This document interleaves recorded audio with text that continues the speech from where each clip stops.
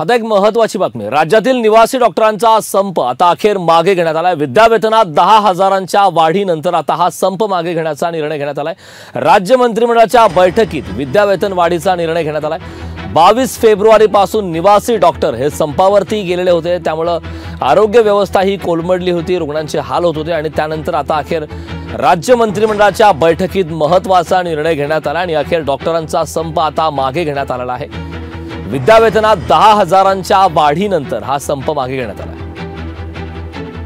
आपली जे मंत्रिमंडळाची बैठक परवा झाली त्यामध्ये मराठा समाजाला आरक्षण हा एकच विषय घेतल्यामुळे हा विषय आम्हाला घेता आला नव्हता।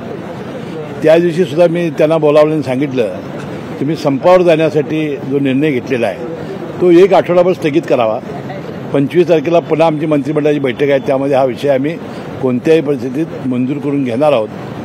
तरीसुद्धा त्यांनी त्याला काय ते ऐकलं नाही आणि त्यांनी संप पुकारला।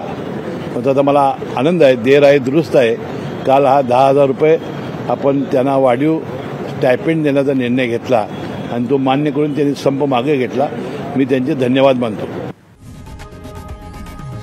लोकशाही मराठी ऐका, पहा, जागरूक रहा।